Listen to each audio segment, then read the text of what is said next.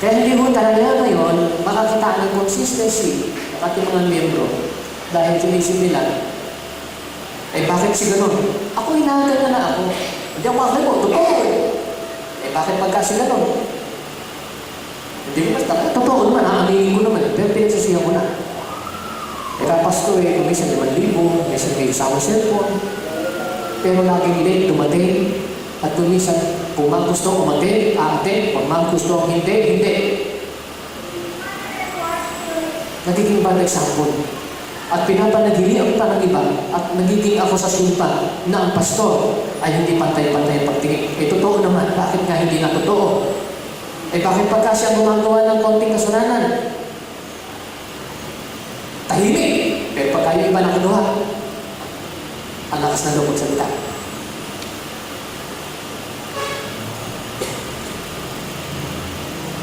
Yung pangalawa, yung susunod, kapag privately na at hindi pa nangyari dapat na in-expect natin, it must be carried out. If the person refused to repent, church discipline become more and more public to the whole church. Ayaw mahuman natin ganito, pero ang tendency, it will become more and more public to the church. At church mo ang kasalanan kasi, kapag ito ay ating hinaharbor, parang itong organism nag-go-grow yan. Parang itlugho yan na kapag hinalihin mo dyan, tiyak. Kaya yung konting sama ng loob, mauwi yan sa intampo, mauwi yan sa sama ng loob. Yung sama ng loob, mauwi yan sa galit, yung galit, mauwi yan sa puot. At yung puot, hindi na lumalaman, hindi na mamalayan, ma-terror na siya.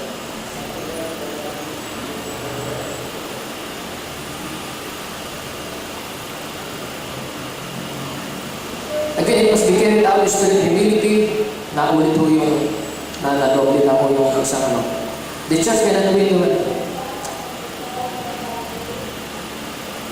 Nagkaroon ng problema sa pagkakaprint po ng ating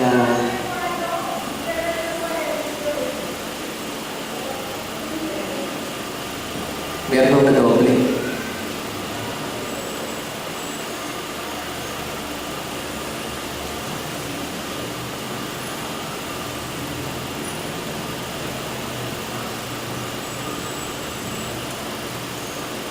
And church discipline should be consistent. Hindi ko alam kung nagka-doble-doble din yung yan. The church discipline should be consistent. Pag sinabi natin consistent, alam natin yon na pag i-implement mo sa isa, i-implement mo sa lahat. No? Pag yung kasalanan ay obvious, paano yung kasalanan hindi? Dapat maging consistent tayo. Pag-aralan po natin yan. Paano tayo magiging consistent sa pag-implement ng church discipline? It should correct, it means to say, it should correct invisible sins of attitude in order to sin with sensibility. For example, immorality as well as complaining, gossiping, kailangan na i-deal yan properly. Let's go now to what about punishment? Kadalasan kapag nagiging tayo ng church discipline, tanggal sa worship team. Pag tanggal na, ano ngayon? Wala, tanggal na. Ano matanggal na? Ano nga? Wala, basta matanggal. Ano gagawin natin? Paala ka sa buhay mo, tanggal ka na yan. Pagka ganun din ang mangyayari, mabuti pa huwag natin tanggalin. Dahil mag-create lang ng trouble yan, mag-create lang ng problema yan. No? It must be always corrective. What about punishment? The offender must be punished with a punishment sufficient to produce spiritual reformation and must be done in spirit of gentleness, sorrow, earnestness, indignation, and with fear of God. Kung magkakaroon tayo ng punishment, gumaho tayo at gamitin ho natin, ay pag-pray ho natin, a form of punishment sufficient to produce spiritual reformation. Kung basta lang ho disiplina, na ang idudulot ho nito ay remorse instead of repentance. Kung basta lang ho disiplina, nang idudulot lang ho nito ay basta lang galit, sama ng loob, o kayo ma-isolate. Pag-ingatan ho natin, kinakailangan it is a punishment sufficient to produce spiritual reformation. And it must also be done in the spirit of gentleness, sorrow, earnestness, indignation, and with the fear of God. Sa akin sa church, nilagay ko ho dyan. Sa church ho namin, pinapalasan ho namin ng mga church offenders to go back to Christian basics of daily devotion. Sinisigurado ho namin kapag ang isang Kristiyano ay nagkakasala, nagsisimula ho yan sa tuhod, hindi sa puso. Sa lahat ng mahirap gawin, yun nag-pray ka at the same time may kasalanan ka. So, naniniwala ho kami na sabi ko si John Bunyan, matindi yung itong tao ito eh. Hindi ko matanggap eh. Baka mas maka-open. Sabi niya, a Christian, a prayerless Christian is not a Christian at all. Naksaktan mo ko, grabe naman yung tao ito. Pero yan na-nice ko, mukhang may katotohanan yung sinasabi niya. That only those who are guided by the Spirit are the sons of God. Ano ba yung mga yan? Ibig sabihin eh, it's really a condition to have a godly character or Christian life. Kinakailangan mo talaga ng maging prayerful ka. Tapos ho, kinakailangan mo siyang mag-memorize ng verse.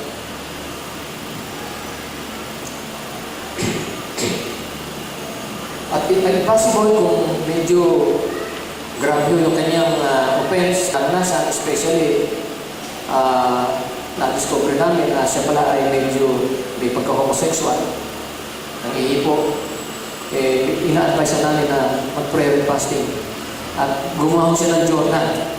And if necessary, be removed from his ministry.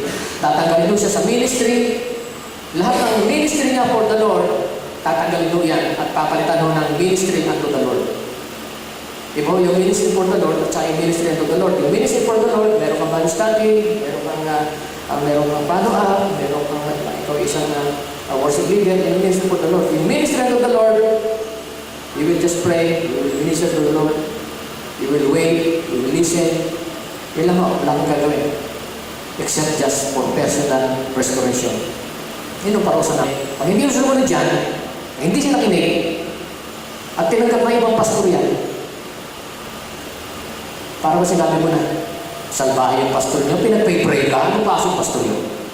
Pinag-memorize ka ng verse, pagkaraan yung pastor niyo, no? At pinag-daily devotion ka. Magklasang pastor niyo, no? Dito ka sa amin hindi ganyan. Basta hindi sa malaya ka mag-pray. Kung ayaw mo, hindi ka pipilitin.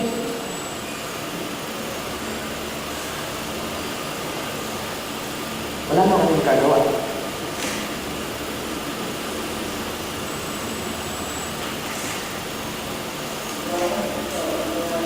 What should be our response to discipline? Dalawa lang ko eh. It can be accepted gratefully with resignation, knowing this was appropriate response towards a loving Father. Sabi ko sa Hebrews, yung mga ama dito sa lupa, pag nirespeto tayo, ginagalaan natin. Sapagkat alam natin ini ating kabubuti. We as pastors, we are involved in handling a family. The church is a big family. Tayo mga pastor, kung gusto mo nating mag-produce ng godly family, dapat po magsimula sa ating tahanan at pagdidisiplina sa mga bata. Not only as a guardian, but as a loving father, we must appropriate discipline because we will never produce good character and behavior of our children without implementing discipline. Ganun din sa church.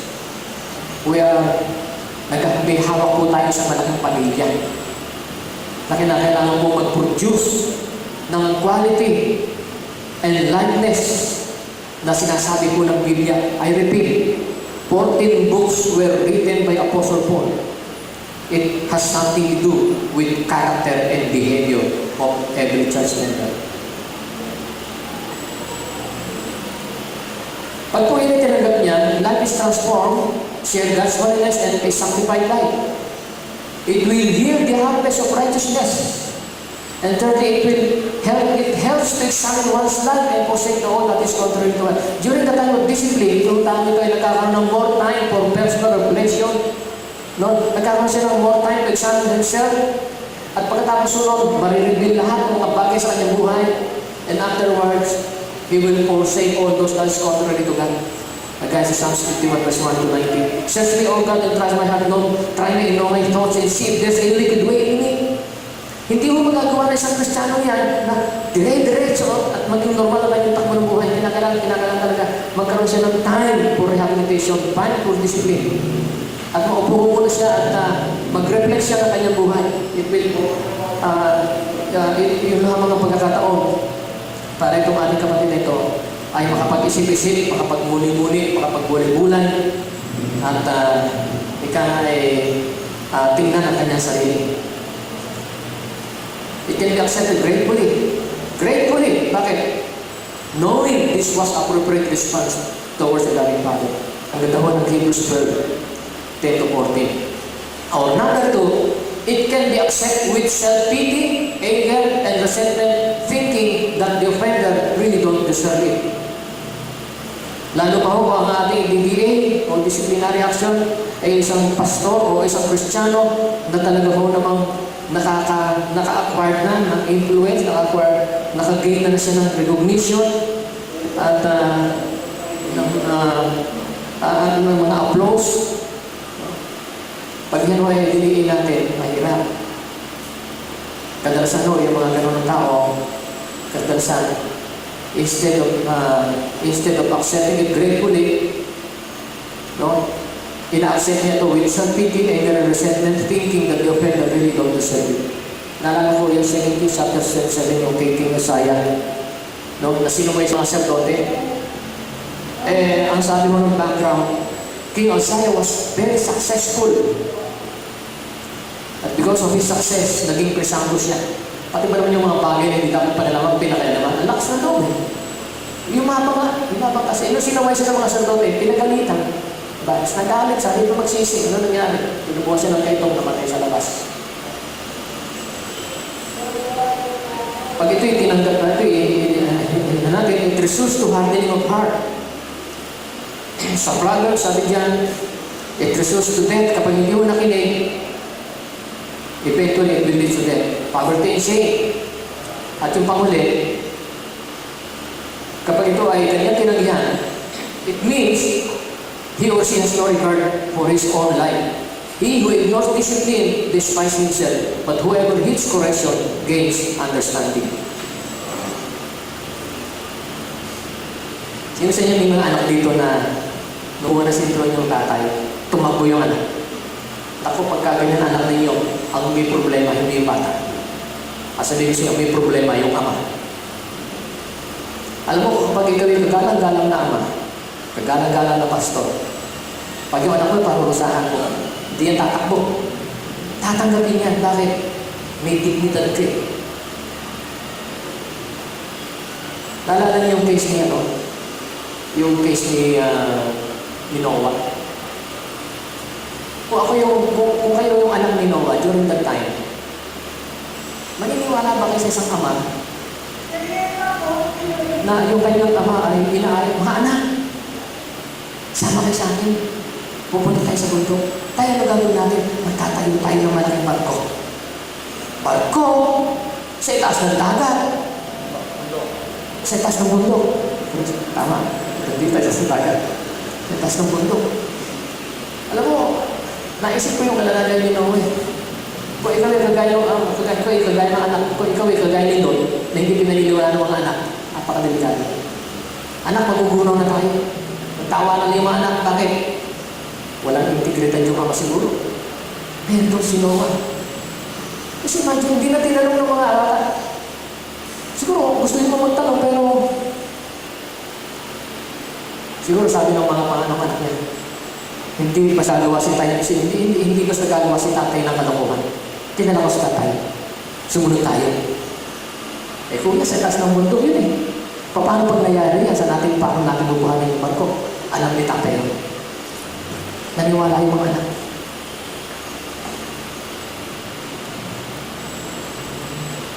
Para bang sinabi ng anak na, anak, halika, kumuha ka ng tirador. O, sumuha ka ng sungkit. Susungkitin natin yung buwan. Ano yan tayo? Keso yan, masarap yan pa naman. Tayo, pahingi ha? Hindi na nagtanong bakit. Alam niyo, pagka gano'n ng anak, na hindi na nagtatanong doon sa ama, ibig sabihin nun, this man is full of integrity, respect, and honor. Kaya kung isa sa church, hindi tayo pinaniniwala ng Diyan dahil wala na rin tayo dito. Kaya nung kami naging namin ng discipline, nakikiramdam mo kayo. Marami ng pakulong ginawa si pastor sa church. Yan sigurado, hindi tatagal yan. Babalik isa. Pinagsisigaw mo kayo. Dahil na ngayon, hindi na nakita, the same pa rin. Mag-iinam muna na kapag late sa radio gate, yung makakapasok. And besides that, ito nga yung aming ginagawa. Na lahat ng talagang outstanding offenders, talagang nag-a-under ng discipline. And by the way, gusto ko sabihin sa inyo, for the glory of God, ulitin ko, nagbuwan ho itong ginawa namin ito sa church. Ang tiyaso namin, kadalasan ng nilalangaw, hindi ho yung pinggan na pinugasan na iwanan sa lababo. Hindi ho yun. Hindi naman nilalangaw sa church. Ang kadalasan nilalangaw sa prayer meeting. At I would appreciate kung papasyal ho kayo ng araw ng Biyernes sa aming church.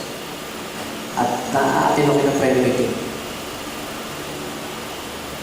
Dati ho, mga kasabi ako, talaga naman, sa 100 miyembro, dapat mayroon kang 500 para 5 umatin. Hindi naman nagkaganon yan. At least, kung ang member namin ay 100, at least, nag-aagres ho ng mga 60 to 70% umatin. Alam nyo, kinakailangan talaga na ma-challenge ho natin ang church. Kung gusto ko natin ng mga reformation sa church natin, let's create a positive discontentment. Yun ang positive discontentment. It will cause the church member to be challenged. At ipakita mo yung sitwasyon at sasabihin mo, this is the condition of the church of the walls of Jerusalem. They are broken down. What shall we do? Pero mayroon po natin may rally yung ating member kung mismo tayo mismo sa ating sarili, hindi pa ko natatransform. I-transform muna natin, magkaroon tayo ng integrity, ng honor, and itaso natin yung ating morality and respect. Madali ako, kasunod na yung membro. Where the pastor goes, the church goes. And I believe also, where the church goes, the nation goes.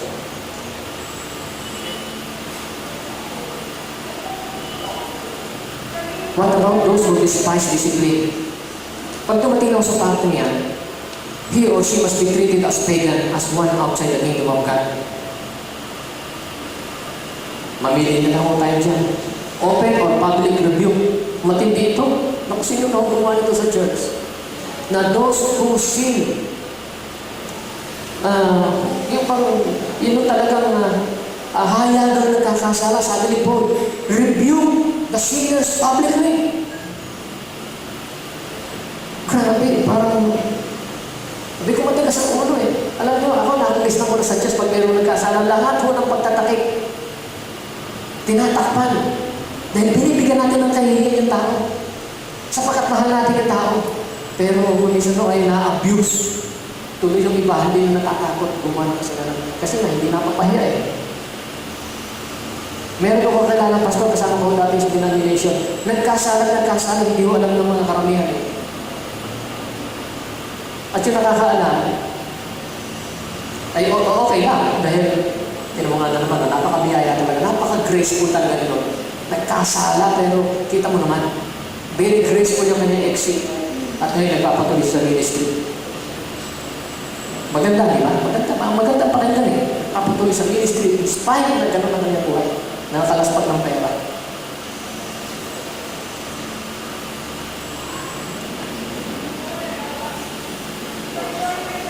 Matagal na yung mga ito eh.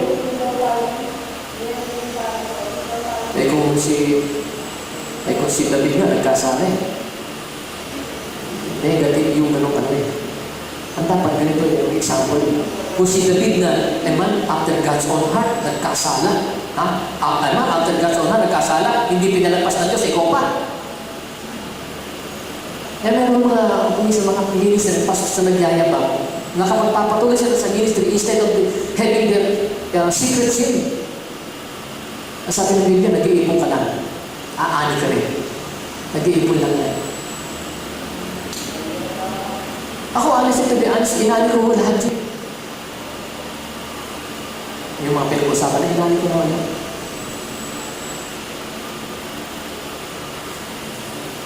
Meron kami isang church na isang worker na the most gentle approach.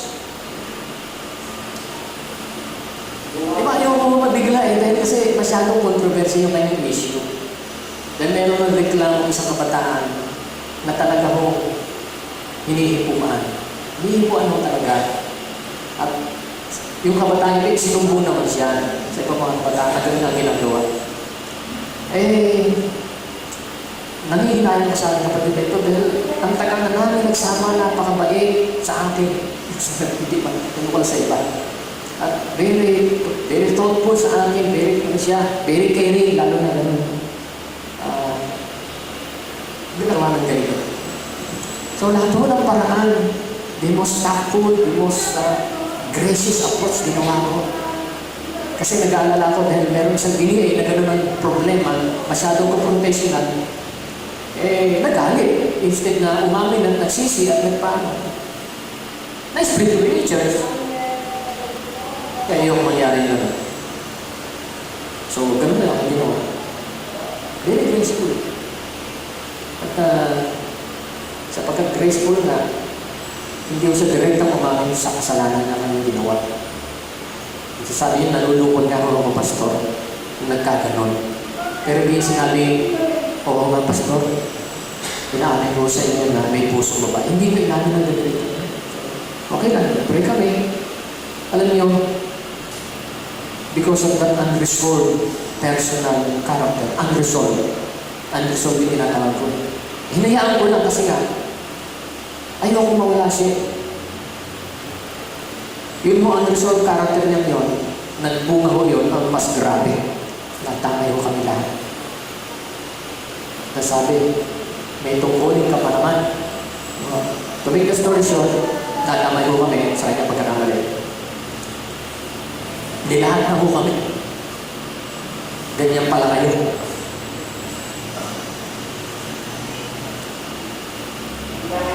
Doon na kasi siya yung bakit? Kasi kung isang association means approving.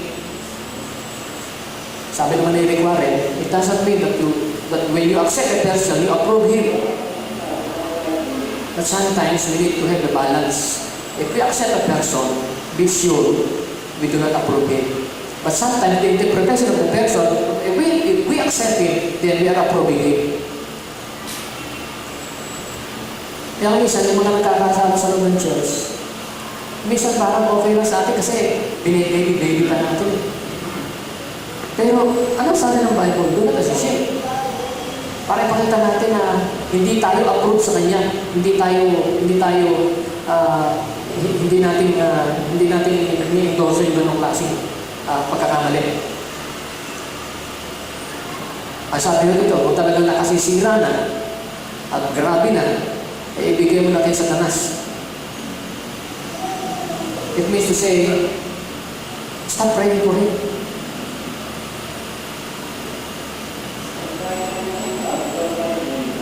Kaya hindi pa, meron naman isang member na ito, talaga matigas eh. Gusto ko namin, parating nasa binansa ng kapatid, dahil ilang beses ka namin kinausap, pinag-iusapan. Alam mo, sabi ako natin nito, alam ko, pinag-pray niyo ako eh. Gusto ko paratingin na yung ganito eh. Kapatid, ito na namin ang prayer sa iyo. It means to say kasi, habang pinag-pray mo, it means still God protection is upon him.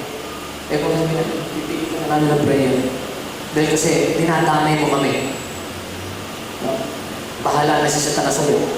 It means to say, to avoid contamination, that she or he may experience the pain and agony to the point of repenting and be ultimately sin. Masakit ito.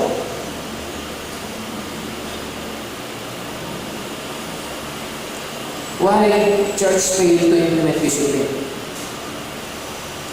There is a failure of understanding the Great Commission of making disciples.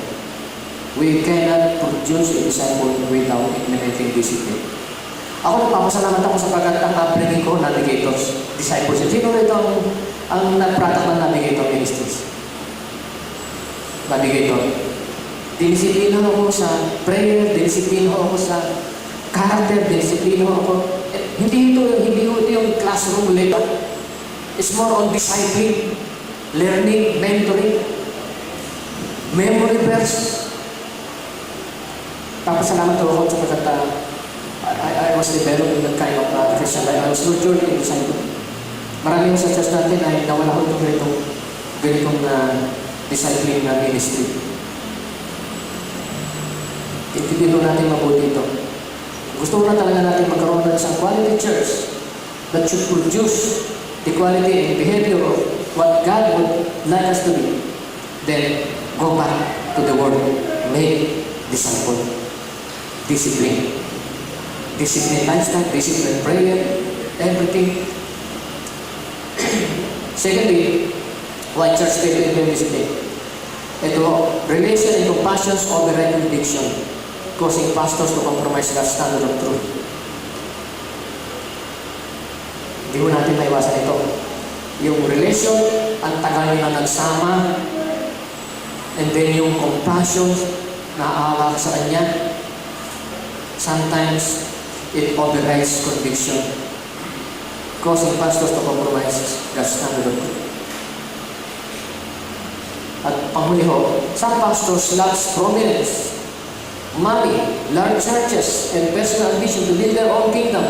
Sometimes they water down the basic truth of God's Word and undermine or ignore some fundamental truths of God's Word.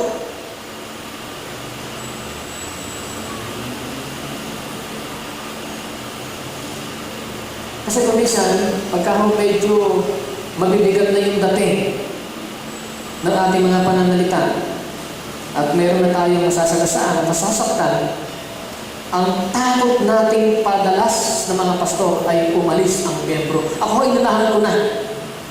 Kung kayo magtuturo ng ganitong turo sa church, sa pag-implement ko kayo ng reformation o transformation of character and behavior, unahan ninyo. Ako talaga sinabi ko na. Marami mo naman church na.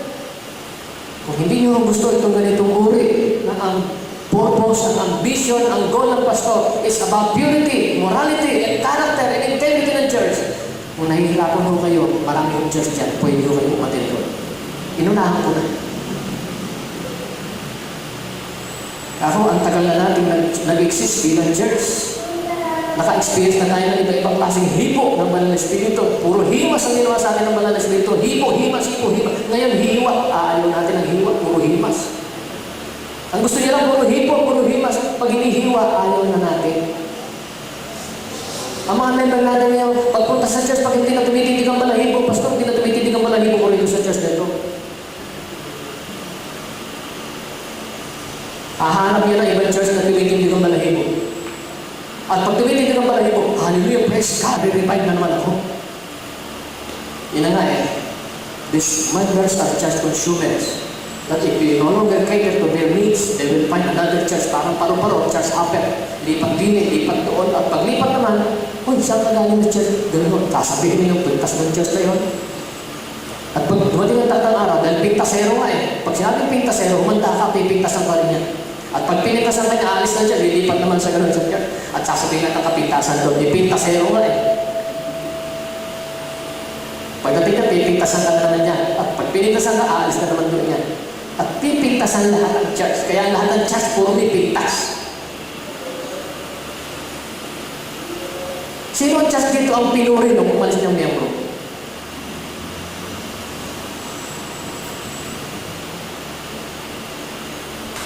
Actually, yung mga member namin sa church na pasaway, umamin naman po na meron siyang kasalanan. Pero to make it more,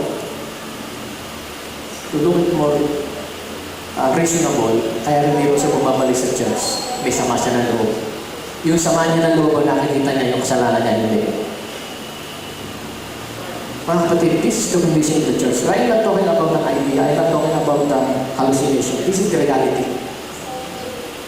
Now, if we will continue to be on passive stage, we will just keep on sitting and observing.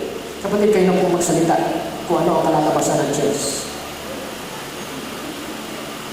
Kaya lang hindi siguro kataka-taka na yung mga membro natin, mas na-appreciate pa yung mga kulto.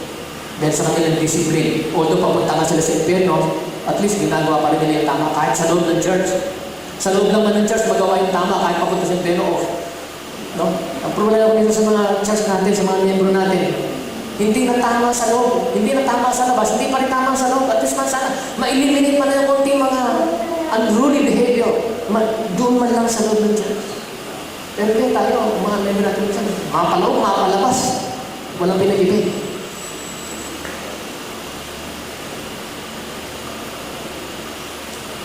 Kaya pati yung mga member na ho natin sa church, hindi gumagana sa church. That's why I encourage everybody to attend the summit conference, summit, with regards to the theme, the integrity, redeeming the integrity of the church. At ang isang dapat natin pag-aralan, ay yung let's go back to the biblical or deep definition of what the church is. Dapat na maintindihan natin yan.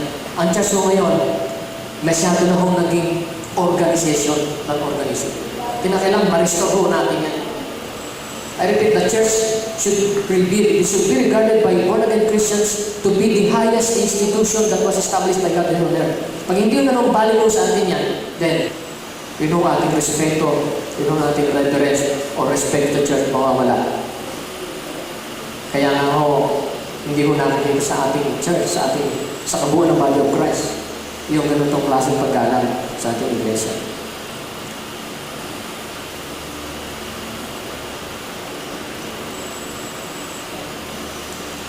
This failure sometimes, aray ko po, marami ko ito. It happens in absolute secrecy.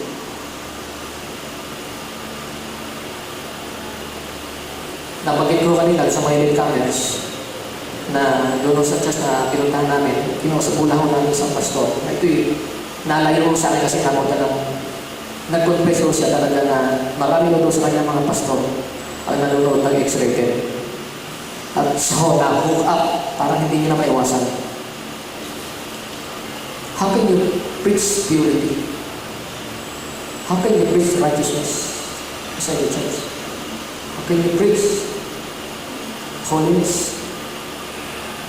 The failure sometimes stems from the fact that the pastor has not dealt with sin in his own heart. And what will be our conclusion? Many churches have abandoned the church discipline. It is a tough job. Kumbaga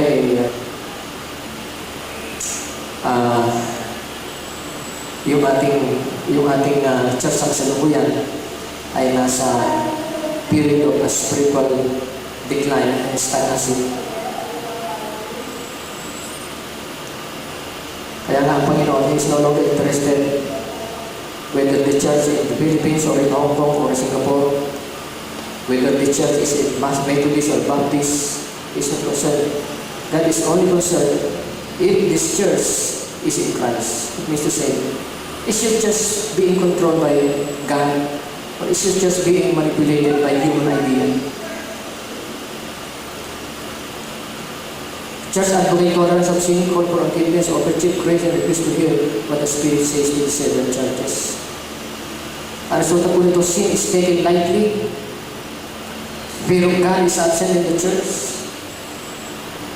God is dishonored and blasphemed. Loss of moral purity and integrity in the church. Loss of respect and reverence for the church. And just moral standard becomes low.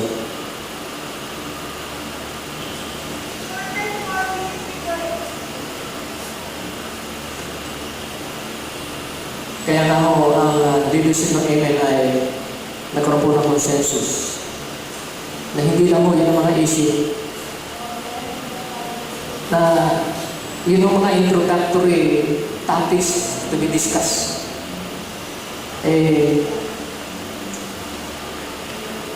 parang bang nakaka-shock. Dahil, masisya ka dahil nangyayari, reality. Mabuti sana kung idea lamang o observation lamang na nangyayari sa iba. Pero kung malalaman mo na nangyayari sa Lord Church, then you will be shocked. Meron pala ito. At meron talaga. At kapag itong trend na ito ay nagpatuloy, at nagpatuloy, ano ang ipamamana natin sa ating mga anak? Meron tayong mga membro na meron pa rin experience gano'n si Pastor Rick. Mayroon din kami gano'n. Gigisingin ng bata, mama. Tay, tahanin mo, hindi ka ba nagising? Meron din kami yung gano'n. Hindi aatin yung anak mo, ama. Anong isipin ng bata? Hindi mahalaga sa kanyang panalbahan. At may mga pagkakataon ng mapapaya, lilipat, malilito yung bata. Bakit dito? So, yung bata ay nakukonfuse. Instead of encourage. Yung bata ay lalaki. Mawawala yung respeto sa pagsamba na gaya ng ginagawa na kanina. Kahit ito sa amin sa church, sa amin. Minsan yung mga bata na oras ng pananambang gagalagal na naglalaro. May implikasyon daw yun, patitak ng panahon. Pero pag ginagawa ng mga magulang, hindi iwanan yung anak ko, kung iwanan ang anak ninyo dahil makulit. Isama niyo ang anak ninyo, sa bahay pa lang mag-usap na kayo. Na kapag ka sinunod mong gusto mong gawin sa Lord Diyos, paglabas mo may ayos sa ka, sukat to pa rin niyo. Pag hindi tinupad yun, huwag na kayo umasang dala. Pag naman sinuway niyo, may parusa. Mga maliliit na bagay na kinakailangan ngayon pa lang, itanim na natin. And after 5 years, isipin natin, what would my church life be? Sabi ng Pagkasya na, ano kaya ang magiging iglesia ko? O ang iglesia natin, ito ang lahat ng membro katulad mo. Anong iglesia magiging, ano tayo ng iglesia? O lahat ng membro katulad mo. Umpisahan po natin. This is not just an idea. It happens to us. At alam niyo ngayon, lahat ho ng family, especially fathers. And this is also one of the most neglected teaching na dapat sa akin tinuturo. Lahat ho ng pamilya, inimpose ho namin magkaroon ng family altar. Ang tatay maglilid ng devotion. At itinuro namin sa kanila, kung nga din bakit yung mga membro natin, lalo yung mga tatay at mga nanay, hindi sila nagkakaroon ng initiative na magkaroon sila ng sa personal nourishment o enrichment spiritually. Dahil hindi naman sila teacher, hindi naman sila pastor, hindi naman sila Bible study leader. So what? Mag-aawap sa Biblia, so what mananalangin ako? No? Ngayon ho, hindi sila po pwede hindi magbasa ng Biblia, hindi sila po pwede hindi mag-pray dahil sila ang umiging modelo ng mga. At yung pananagutan, the first pastors of our children is the father. Kaya sabi niyo, lahat mo na minumonitor mo na niya. Kaya sabi ko niya, anong klase niya pag tumagi kayo sa prayer? Hindi ito pakulo. Anong pakulo? Pakulo ba yan? Pakulo, salita na Diyos. Ito sinasabi ng Diyos eh. Deuteronomy chapter 21, verse 8. So there are so many neglected things or bases in the church that should be imposed. Kinakailangan balikan lang natin. And if not, ang mamanahin po ng susunod na henerasyon ng ating mga kabataan sa church. Pag po tayo umasa na mababago ang ating bansa kung di po mabago ang iglesia. At minsan po nagsalita ako doon sa intercessors po ng Philippines sa Kabayan Hotel. Mga intercessors po natin. It is po the Lord God, sabi ko, Panginoon, kung itong idea na ito, itong burden na ito ay bunga tulog ko, eh wala naman siguro masama dahil ayon naman sa sinasabi ng iyong Biblia. That the church, that Jesus Christ will return to His church, radiant without blame, without wrinkles. Hindi ito isang imahinasyon, ito sa reality. Na very seldom pong matalakay ang bagay na ito sa body of Christ. Kadalasan more on mga revival meetings, mga evangelism, mga ganyan. Marami tayong ganyan eh. Pero pagdating mo dito, pag mukha yata akong na-neglect yung we pastors sometimes or perhaps siguro ay na-neglect ko natin yung truth na ito na ang Panginoon po ay nagnanais po siya ng isang iglesia malinis, banal at walang bayad ng dumis. Yun po ang gusto ng Panginoon. The church must be the reflection of God's glory. Kaya nga ang church ay tinatawag na bridegroom eh. Ibig sabihin ng bridegroom, asawa. Ang church, asawa ni Christ. It means to say, if we are speaking of husband and wife relationship, we must produce the same kinds or qualities or characteristics that Jesus had. Bakit? Ang asawa natin, si Kristo eh. Pag asawa mo ng anak na hindi mo kamukha, nanganalo niya yun, may anak sa labas. Ngayon ang tanong, does the church at this present times looks like Jesus Christ? If not, baka yung church natin nanganalo niya, may anak sa labas. Hallelujah. Tayo po ay manalangin. At before that, siguro po bago tayo mag-iba pa, magkaroon tayo po ng reaction po sa ating mga tables. Not just to criticize, of course, criticize positive. Not just to criticize, but to analyze. If this is really reality or just imagination, or so what? Mag-pray tayo. Panginoon, narito po ang iyong presensya sa aming kalagitnaan. At naniniwala po kami ang Panginoon na ang iyong gawa sa oras na ito ay liwanagin ang aming puso, buksan ang aming mga isipan at mata upang makita namin, Panginoon, ang iyong glory, ang iyong kapangyarihan. Makita namin, Panginoon, purpose and your plans sa aming mga buhay, sa aming iglesia, sa aming pamilya, hindi sa aming bansa. Salamat po, Panginoon. Pagpalain mo po ang bawat. Ito po ang aming dalangin. Alam ni Jesus. Amen.